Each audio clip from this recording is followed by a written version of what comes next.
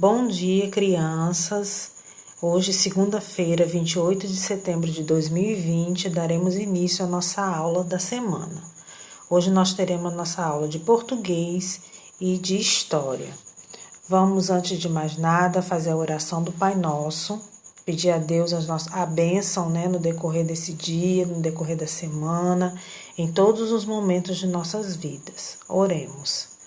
Pai nosso que estás no céu, santificado seja o vosso nome. Venha a nós o vosso reino, seja feita a vossa vontade, assim na terra como no céu. O pão nosso de cada dia nos dai hoje. Perdoai-nos as nossas ofensas, assim como nós perdoamos a quem nos tem ofendido. Não nos deixeis cair em tentação, mas livrai-nos do mal. Amém. Bom, na nossa aula de português, nós iremos retomar três descritores. Por quê? Porque semana passada foi a semana das nossas atividades avaliativas e esses 3 descritores já precisam ser consolidados, ou seja, a maioria dos alunos já precisam compreender a realizar as atividades envolvendo esses descritores, mas não foi isso que aconteceu. Esses 3 descritores foram os que tiveram menor rendimento. Então, por isso, nós iremos retomar com esses descritores. O descritor 19 fala sobre o fato e opinião. Muitos alunos ainda confundem, não conseguem distinguir o que é fato de uma opinião. O descritor 21 fala de reconhecer o gênero discursivo, ou seja, reconhecer o gênero textual. Na nossa atividade avaliativa tinha uma piada ou anedota, Você pode escolher um dos dois para estar identificando, mas os alunos não souberam identificar. E o descritor 26 fala sobre reconhecer o sentido das relações lógico-discursivas, marcadas por advérbios, conjunções e etc. Tinha uma questão de advérbio na prova e os alunos não souberam identificar o advérbio atrás. Atrás, minha gente, é advérbio de lugar, na frente, atrás, ao lado, em cima, embaixo. Um descritor tão fácil, muitos alunos marcaram que era intensidade ou modo. De jeito nenhum. Os advérbios de modo é como uma pessoa, um objeto, ele possa estar rapidamente, descansado, alegremente. Geralmente, como eu digo, termina com mente e muitos alunos erraram. Então, a nossa atividade de hoje será responder a um simulado fazendo somente o gabarito na matéria de português. Não esqueça do cabeçalho. O simulado estará em anexo de atividades lá no grupo, ok? A nossa aula de história de hoje, vamos recordar. Colonizadores, quem eram os colonizadores, Que vieram junto com os portugueses para essa grande missão que era colonizar o Brasil. Foram os militares, os fidalgos, juízes e escrivães, religiosos e os aventureiros. Cada um deles teve uma função e a gente já viu. Os militares era de fazer a segurança, dos colonos.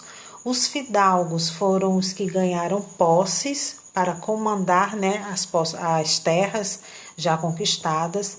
Os juízes e escrivães tiveram um papel aí de fazer toda essa documentação. Os religiosos, eles tiveram a função, junto com os padres jesuítas, de catequizar os índios, e isso teve um motivo muito relevante. E os aventureiros, aqueles que vieram em busca de riquezas, a descobrir que o Brasil ele era um grande produtor de pau-brasil, de especiarias, de cana-de-açúcar.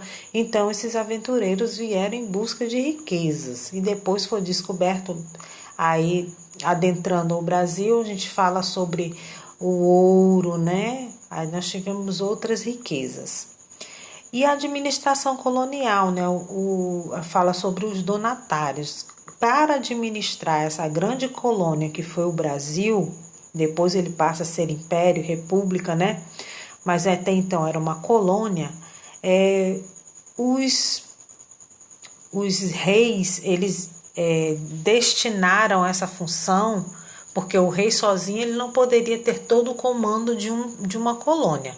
Então ele teve aí seus braços direitos, né, que são os donatários. Esses sim receberam as terras e tinham a função de administrar essa terra. O donatário muito falado no nosso livro foi o Duarte Coelho. No conteúdo de hoje, nós vamos falar sobre as estratégias de dominação. Minha gente, aqui tinham muitos índios, muitas tribos. E esses colonos não dariam conta de administrar essa grande colônia se os índios não fizessem essa colaboração, se eles não colaborassem. Mas a gente sabe na história do Brasil que os índios não colaboraram por livre e espontânea vontade. Eles foram obrigados. Quais eram as armas dos índios? Arco e flecha, não era isso? E quais eram as armas dos portugueses, espanhóis, franceses? Eram armas de fogo. Então, não dava para os índios de jeito nenhum. E aí nós temos aí, como título da nossa atividade de hoje, a escravização, que foi dos indígenas, e a catequização, que foi pelos padres jesuítas. Como eu disse, essa catequização teve um propósito, de que os índios obedecessem à colônia, né, que já era dominada pelo rei de Portugal. Então ele teve essa função, a catequização teve a função de dominação dos índios para que eles não se rebelassem, não se revoltassem contra aqueles que estavam buscando mais e mais terras, mais e mais riquezas aqui no nosso Brasil.